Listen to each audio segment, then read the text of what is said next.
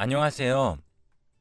인생이란 무엇일까 가끔씩 스스로에게 질문을 던져보신 분들 있으신가요? 저는 저희 시댁 식구들을 보면서 그런 생각 많이 했어요. 제가 내린 결론은 인생의 답은 없다입니다. 시어머니는 남편이 어렸을 적 그다지 좋은 부모님은 아니라고 했습니다. 매일같이 아이들에게 욕하는 욕쟁이였다고 했죠. 남편의 얘기를 들어보면 비단 남편뿐 아니라 남편 위의 형제들 역시 시어머니 사랑을 받고 자란 사람은 한 명도 없다고 했어요. 모든 자식들에게 매정한 어머니셨다고 해요. 학생일 때야 아직 미성년자가 집을 나가 혼자 살 수 없으니 다들 시어머니와 함께 살았지만 어른이 되고 나서는 이제 스스로 돈도 벌 수 있고 자기 혼자 자립이 가능한 나이였기 때문에 남편 형제들은 성인이 되자마자 시어머니와 대부분 연락을 끊었다고 해요. 엄마라면 이제 지긋지긋해. 나 혼자 나가서 따로 살 거야. 어머니 성격이면 혼자서도 잘 살 수 있겠지. 굳이 자식이 필요하시겠어? 물론 남편이라고 해서 시어머니에게 서운한 게 없다는 건 아니라고 했습니다. 본인도 주변에 다른 온화한 어머니를 가진 친구들을 보면서 왜 우리 엄마는 저렇게 다정하지 못할까 하고 부러워하기도 했고, 시어머니에게 욕을 들을 때면 서러워서 많이 울기도 했었다고 해요. 원망도 많이 했고요. 하지만 원체 사랑이 많은 편이고 가족 내에서 가장 막내라 그런지 오직 유일하게 남편만이 성인이 되고 나서도 시어머니의 연을 끊지 않고 살고 있었습니다. 모든 자식들이 분가하고 나서 시어머니는 홀로 시골집에 살고 계셨는데 남편은 바쁜 와중에도 꼭 한 번씩은 시어머니에게 전화를 걸어서 어머니, 잘 계세요? 라면서 안부를 묻곤 했죠. 저도 남편에게 들은 게 많아서인지 그리고 며느리에게도 그다지 살갑지 않은 시어머니라는 걸 알아서인지 어머니 대하기가 어려운 건 매 한 가지였어요. 안 그래도 시어머니와 며느리의 사이가 가깝긴 어려우니까요. 하지만 남편이 시어머니에게 잘하려고 하는 만큼 저 역시 남편을 따라 최대한 좋은 며느리 노릇을 하기 위해 노력했습니다. 시어머니 시골에서 혼자 사는 거 힘드실까봐 반찬도 해서 보내고 남편처럼 저도 시어머니 안부를 묻고자 일주일에 혹은 2주일에 한 번씩은 꼭 전화를 드렸죠. 어머님, 오랜만에 연락드려요. 뭘 쓸데없이 전화하고 난리야. 전화비 아깝게. 그럴 때마다 어머니는 한 번도 살갑게 대꾸해 준 적이 없긴 했지만 원래 그런 분인가 보다 하고 생각하니 나중엔 그리 상처받지도 않더군요.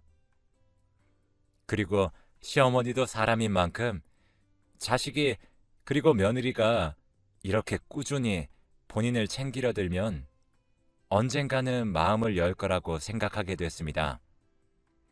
그러던 어느 날 한평생 전화 한번 해본 적 없던, 그러니까 정확히는 저희에게 먼저 전화를 걸어본 적이 한 번도 없던 시어머니에게 연락이 왔었어요.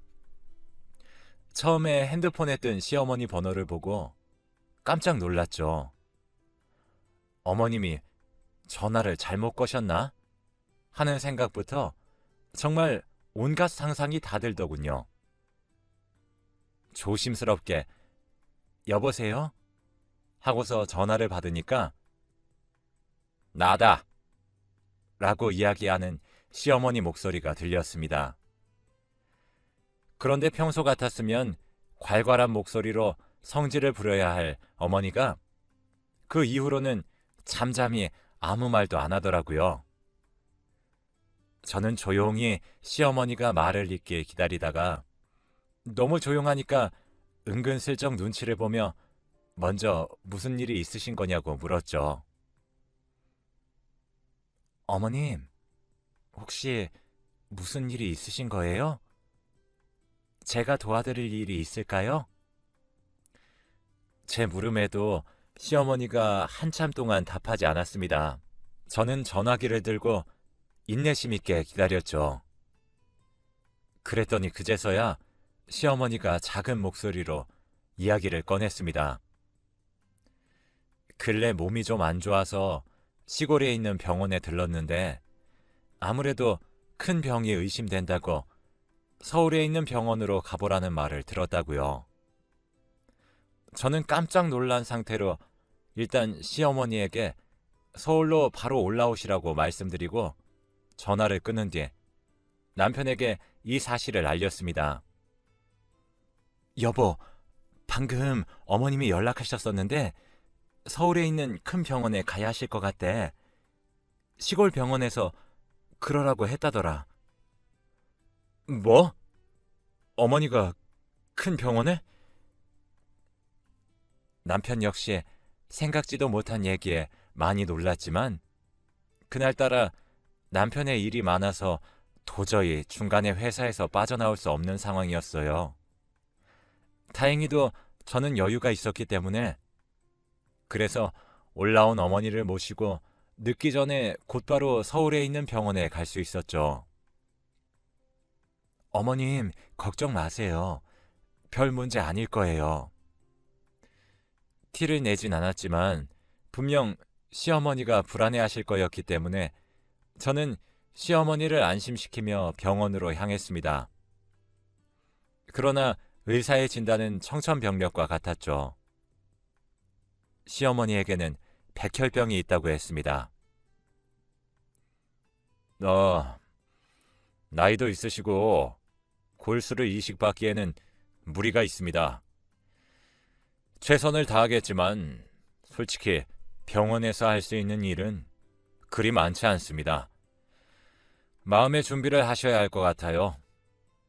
길어봤자 3개월 정도 사실 수 있으실 겁니다. 심지어 백혈병으로 인해 시한부 판정까지 받았고요.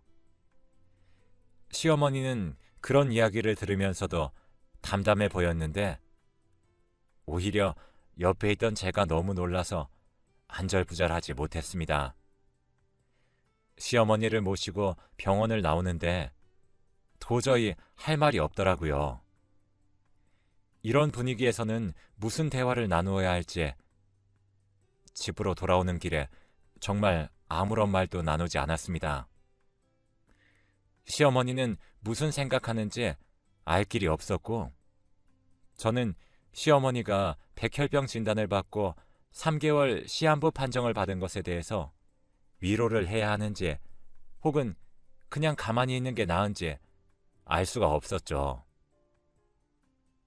어머님, 일단 저희 집에 함께 가요. 그리고 이왕 올라오신 김에 서울에서 시간 좀 보내다 가세요. 시골도 좋지만 계속 혼자 계시면 심심하잖아요. 남편이 어머님 보고 싶다고 하기도 했고 일단 방법은 몰라도 한동안 어머니가 서울에 계시는 게 나을 것 같았어요.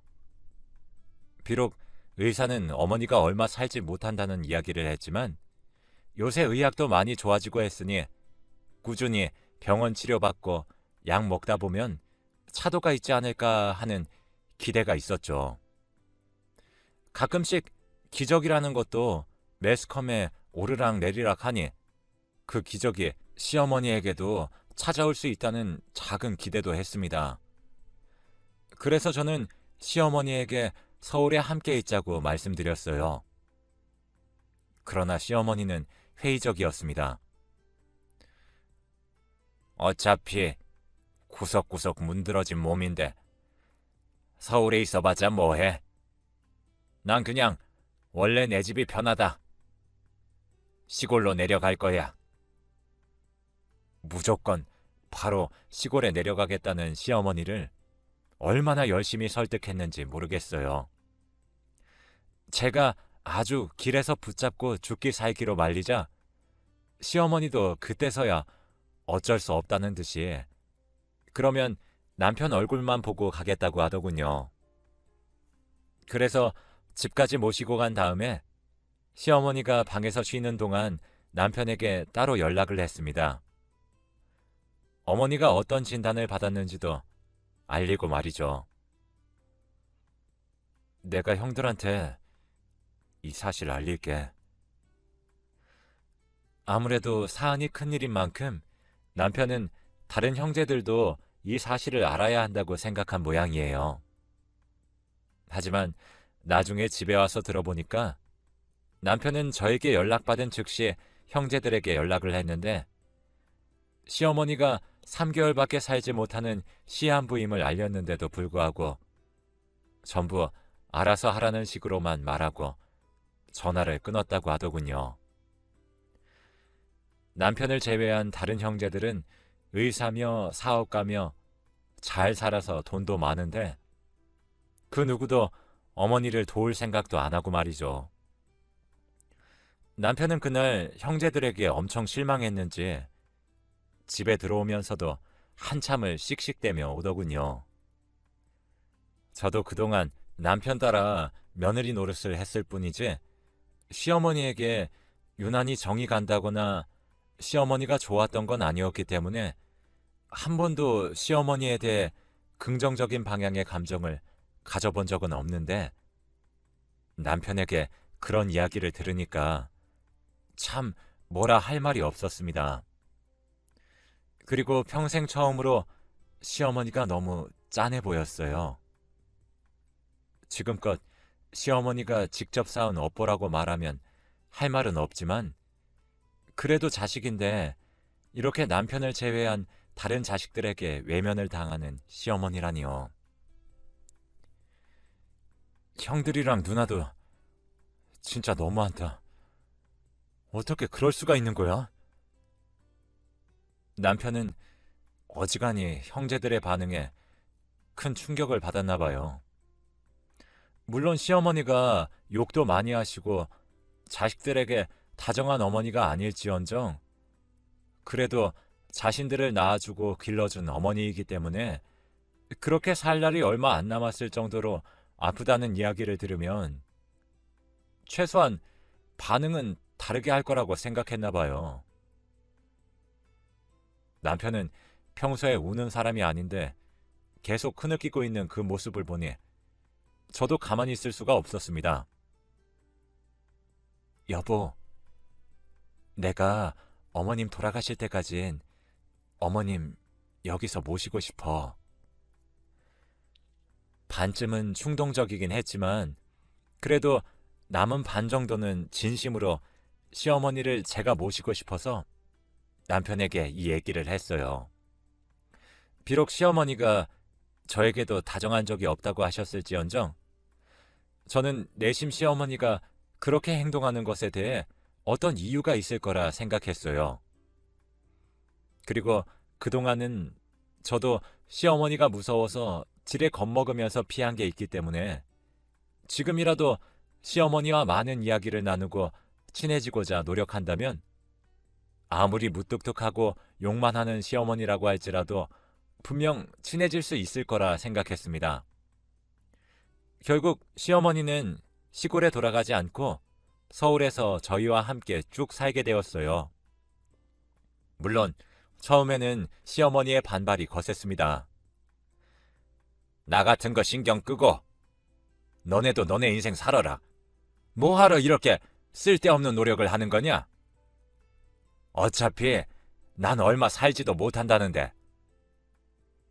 하지만 남편이 눈물로 호소하고 저 역시 어머님께 남은 시간이 얼마가 되었든 그냥 같이 있고 싶어서 그런 거예요.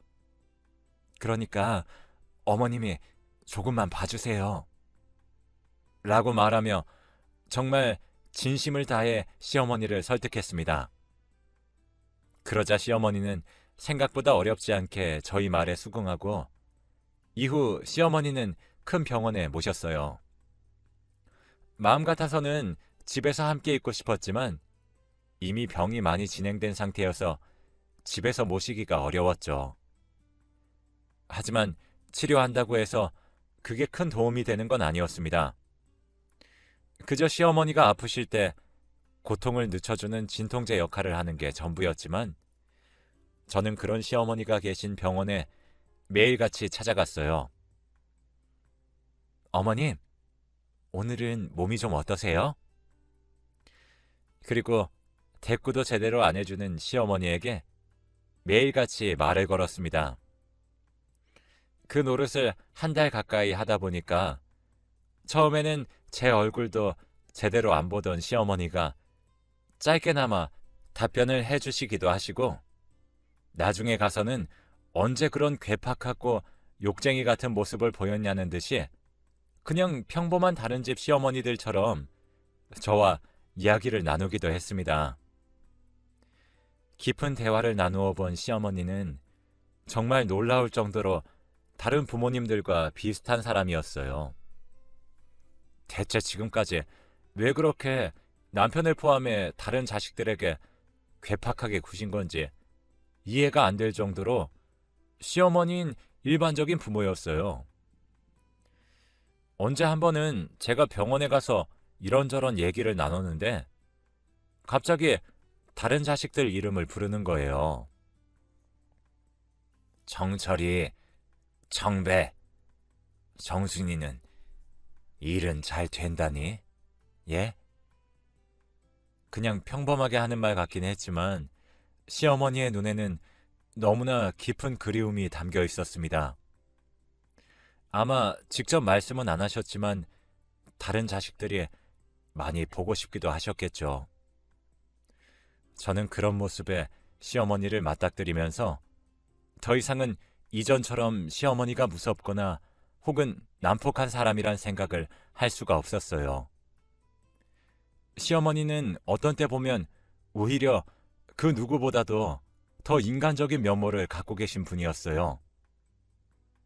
비록 처음엔 많이 무뚝뚝하고 냉정해 보였지만 사람에게 마음을 연 시어머니는 제법 다정하기도 했습니다.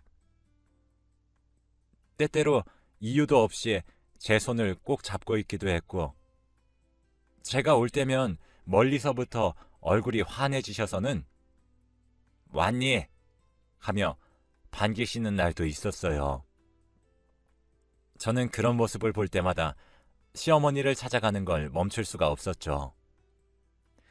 남편도 마음 같아서는 매일 병원에 오고 싶어 했지만 현실적으로 너무 바빴고 남편이 다른 형제들은 애초에 시어머니를 보고 싶어 하지 않았기 때문에 현재 시어머니 곁에 남아있는 건 유일하게 저뿐이었거든요.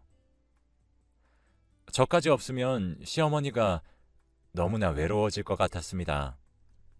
그러다가 제가 완벽히 시어머니에 대한 이미지를 바꾸게 된 계기가 있었어요. 열심히 치료받긴 하지만 별다른 차도가 보이지 않아서 답답한 마음을 갖고 있을 때였죠. 그래도 최대한 시어머니에게 티내지 않고자 저는 늘 환하게 웃으면서 시어머니가 계신 병실을 방문했습니다.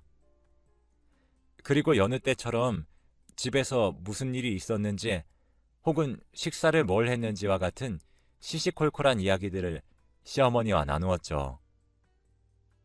그런데 갑자기 시어머니가 제게 이야기를 했습니다. 너에게만큼은 내가 그동안 왜 그렇게 자식들에게 무섭게 대했는지를 이야기해주고 싶구나. 긴 얘기가 되겠지만 혹시 들어줄 수 있겠니?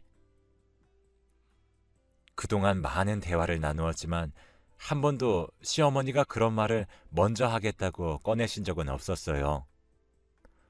저는 당연히 듣겠다고 했고 얼마 지나지 않아 저는 시어머니 몰래 흐르는 눈물을 참느라 고생해야 했습니다. 시어머니가 이렇게 자식들에게 다정하지 못한 어머니가 된 이유는 모순적이게도 자식들을 키우기 위함이었다고 합니다. 결혼 준비할 때부터 알고는 있었지만 제 시아버지가 되실 분은 남편이 어렸을 때 일찍 돌아가셨어요. 그래서 시어머니는 졸지에 그 어린 나이에 과부가 되었다고 했습니다. 솔직히 어느 정도 나이 먹은 저도 갑자기 아무런 기댈 곳 없이 혼자 살아가야 한다고 하면 막막하고 뭘 어디서부터 어떻게 해야 할지 전혀 모르겠다는 느낌이 드는데, 지금의 저보다 조금 더 젊었던 시어머니는 분명 더 두려웠을 겁니다. 애들 키우기 위해선 내가 강해지는 수밖에 없었어. 내가 약한 모습 보이면 내 자식들은 누구한테 기대겠나. 애비도 없는데. 남편을 잃은 시어머니는 안 해본 일이 없을 정도로 정말 말 그대로 일거리만 있으면 악착같이 가서 돈을 버셔야 했다고 합니다. 그렇게 일하다 보니 자연스레 자식들과 함께하는 시간에 대해서 소홀해질 수밖에 없었죠. 하지만 시어머니는 일을 하면서도 자식들이 엇나가지 않도록 키우고 싶었다고 했습니다. 그래서 자식들이 조금만 잘못해도 욕을 하고 크게 매를 들면서 강하게 혼을 냈다고 하고요. 지금 생각하면 내가 잘못한 거였어. 아직 어린 아이들한테 내가 어떻게 그렇게 모질게 대했을까? 그때 그러지 말 것을. 그때 그러지 말 것을. 어머니, 그것만 생각하면 이 가슴이 너무 아파. 내 인생은 왜 그럴까? 하늘에서 나 데려간다니 이제 좀 편히 쉴 수 있는 걸까? 이 박복한 인생 하늘에서 불쌍하니까 빨리 데려가려는 거지. 일찍이 남편을 잃고 자식들은 날 버리고. 몸이 아픈 건 괜찮은데 이 가슴이 아픈 건 참을 수가 없어. 시어머니는 한참 동안 가슴을 퍽퍽 내리쳐가며 오열하셨습니다. 병실에 사람이 있든지 없든지 아랑곳 않고 평생 담아온 한을 모두 다 끄집어내듯이 울분을 토해내셨어요. 시어머니 울부짖음이 병원에 메아리 쳐도 아무도 뭐라 하는 사람이 없었습니다. 그저 불쌍한 눈으로 우리들을 바라볼 뿐이었죠. 시어머니는 꽤 오래전부터 많은 후회를 안고 사신 것 같았어요. 눈물을 뚝뚝 흘리는 시어머니 앞에서 저 역시 코가 찡해 어떤 말도 할 수 없었습니다. 괜찮다는 말도, 그렇다고 시어머니가 잘못됐다는 말도 할 수 없었죠. 제가 거기서 더 뭐라고 덧붙여야 했을까요? 저는 그저 주름진 손으로 눈물을 닦는 시어머니를 가만히 지켜보면서 어머니가 진정이 될 때까지 곁을 지켜드렸습니다. 지금 시어머니는 돌아가신 상태예요. 정말 의사가 이야기했던 대로 딱 3개월을 채우고 하늘나라에 가셨죠. 그동안 시어머니를 찾아뵈면서 정이 많이 들었는지 시어머니가 돌아가셨을 때 정말 쓰러질 만큼 눈물이 나서 혼났습니다. 하지만 당시 저에게는 할 일이 있었어요. 바로 시어머니가 남긴 유서를 남편의 형제들에게 전하는 일이었죠. 시어머니는 본인 살 날이 얼마 남지 않았다는 걸 직감적으로 아셨는지 어느 날부턴가 유서를 쓰기 시작했습니다. 그리고 저에게 내가 죽으면 이 유서를 꼭 내 자식들에게 전해줘야 해 라고 말씀하셨어요. 비록 병원엔 한 번도 찾아오지 않았다고 해도 장례식이면 자식들이기 때문에 얼굴은 한번 비출 것이었으므로 저는 알겠다고 하고 시어머니 유서를 전달받아 갖고 있던 참이었어요. 그리고 시어머니 돌아가시고 나서 장례식장에 참석한 남편의 형제들에게 유서를 보여주었죠. 어머님이 병원에 계실 때 직접 작성하셨던 유서예요. 저한테 꼭 전해달라고 말씀 남기셔서 지금 보여드리는 거예요. 남편의 형제들은 처음엔 유서라고 해도 실감이 나지 않는지 떨떠름한 얼굴이었습니다. 하지만 유서를 펼치고 한 줄 한 줄 읽어가면서 표정이 급격하게 변했죠. 사랑하는 내 자식들아, 못난이 이 어미를 용서해다오.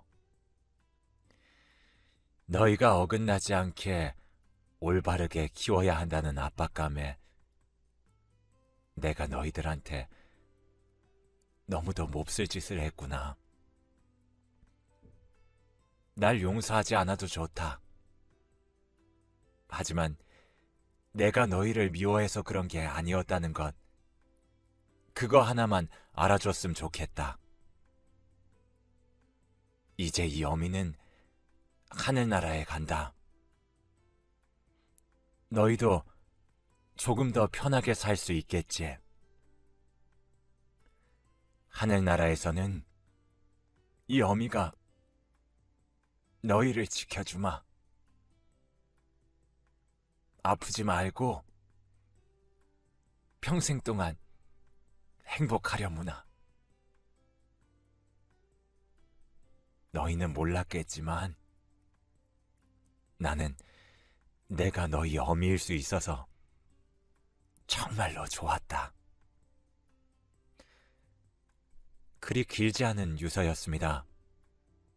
하지만 남편의 형제들은 그 짧은 유서에서 시어머니의 진심을 느낄 수 있었나 봐요. 유서를 보고서 한참 동안 아무런 말도 하지 못하더군요. 그러더니 하나둘 눈물을 흘렸습니다. 그 모습을 보고 있자니 어쩐지 제게 말을 걸던 시어머니가 생각나더군요. 시어머니는 어쩌면 저와 나누었던 그런 살가운 대화들을 자식들과 나누고 싶으셨을 거예요. 하지만 이미 너무 오랜 세월 동안 나쁘고 때로는 폭력적인 어머니로서 살았기 때문에 쉽게 다가가기 힘드셨던 거겠죠. 그 모습을 보니 너무 안타까웠습니다. 한 명이라도 조금 더 마음을 열려고 노력했다면, 한 발자국 더 다가가 보려 했다면 아마 시어머니의 죽음은 지금보다는 덜 외로웠을 것 같았으니까요. 유서를 읽고 한동안 아무 말도 못하고 있는 남편의 형제들에게 저는 그동안 병실에 시어머니를 돌보러 가면서 시어머니와 무슨 이야기를 나누었는지 낱낱이 말씀드렸어요. 시어머니가 자식들을 너무도 그리워하시며 자신의 행동들을 후회하며 살아오셨다고요. 어머님은 매일같이 자신에게 잘못이 있다고 했어요. 자신이 조금 더 신경 썼으면 지금 같은 상황은 안 벌어졌을 거라고 하셨죠. 그리고 다른 자식들 얼굴을 너무도 많이 보고 싶어 하셨어요. 조용하던 장례식장이 눈물바다가 되었습니다. 돌아가신 시어머니 영정사진 앞에서 엉엉 우는 장면을 보는데 이게 참 누구 잘못이라고 하기도 애매한 상황이더라고요. 저와 남편은 그저 바닥에 엎드려 자신들이 보인 그간의 행동들을 후회하고 있는 남편의 형제들의 모습을 그저 가만히 지켜보기만 했습니다. 장례식이 끝나고는 참 바빴어요.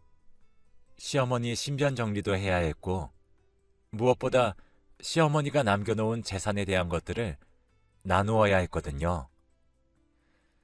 시어머니는 젊었을 적부터 열심히 살아오셔서 그런지 시골에 논과 집들을 꽤 갖고 계셨어요.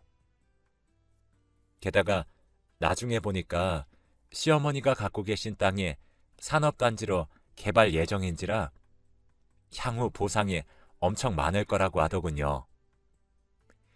저희는 당연히 시어머니 재산을 균등하게 나누려고 했습니다. 시어머니와 다른 남편 형제들 사이가 안 좋은 것은 차치하더라도 어쨌든 모두가 공평하게 시어머니 자식이었으니까요. 그런데 다른 형제들이 먼저 얘기를 했습니다. 우리는 어머니 재산을 받을 자격이 없어. 어머니 돌아가시기까지 고생한 거 너랑 재수 씨니까 어머니 재산은 모두 너희에게 넘길게. 우리끼리는 이미 얘기가 끝났어. 아니, 형님. 아무리 그렇다고 해도 제가 그걸 다 받을 순 없어요. 나중에 개발도 된다는 소리 들었잖아요. 막내 너 힘들게 살자니. 그건 그렇고 솔직히 어머니 원망 많이 했다. 네가 모르는 일들도 많이 겪었어. 하지만 재수 씨 이야기를 들어보니까 자식으로서 참 못할 일을 했다는 생각이 드네. 마지막인데 손이라도 잡아드릴 걸 후회가 돼. 그리고 우린 먹고 살 만큼 자리를 잡았으니 막내 너도 빨리 자리 잡아야지. 막내 너가 우리보다 100배 낫다. 형으로서 염치가 없어서 그런 거니까 아무 말 말고 그렇게 해. 남편 빼고 다른 형제들은 돈이 많긴 했어요. 하지만 그렇다고 해도 시어머니가 갖고 계신 재산이 한두 푼이 아닌 상황에서 그걸 다 주기는 쉽지 않잖아요. 그런데 돌아가신 시어머니에게 자식 노릇을 제대로 못했다는 이유만으로 솔직히 고작 3개월 정도 모신 게 다인 저희에게 시어머니 재산을 다 넘기겠다고 하시다니. 처음엔 남편도 저도 시어머니 재산을 다 같이 나누는 게 맞지 않겠냐고 말씀을 드렸습니다. 하지만 남편의 다른 형제들은 요지부동이었어요. 이미 시어머니 재산은 우리에게 넘기겠다고 생각해둔 상황이고 당장 그 돈이 없다고 해서 먹고 사는 게 힘든 것도 아닌데 당연히 마지막까지 시어머니를 모시던 자식이 가져가는 게 맞다면서요. 저희는 다른 형제들과는 다르게 남편이 하루 벌어서 하루 먹고 사는 처지였습니다. 그래서 남편의 형제들이 그렇게까지 저희 보고 재산을 다 가지라고 하는 마당에 조금 염치가 없긴 했어도 결국 감사히 받게 되었죠. 지금은 시어머니 재산 덕분에 먹고 싶은 것도 고민 없이 시켜 먹고 꼭 필요한 걸 사는 데 있어서 돈 걱정을 하지 않아도 되고 있습니다. 그리고 그 전에는 명절 같은 때나 한 번씩 얼굴을 보았다면 이후에는 별날 아니라도 다 같이 쉬는 날이 있으면 가족끼리 다 같이 함께 만나 저녁을 먹거나 하며 시간을 보내고 있어요. 가족들끼리 지금부터라도 조금 화목하게 지내보려고요. 생각해보면 이 모든 게 다 돌아가신 시어머니의 마지막 선물이 아닌가 싶습니다. 시어머니는 하늘나라에서 저희 모습을 지켜보고 계시겠죠? 저희 잘 살고 있으니까 시어머니도 하늘나라에서 편히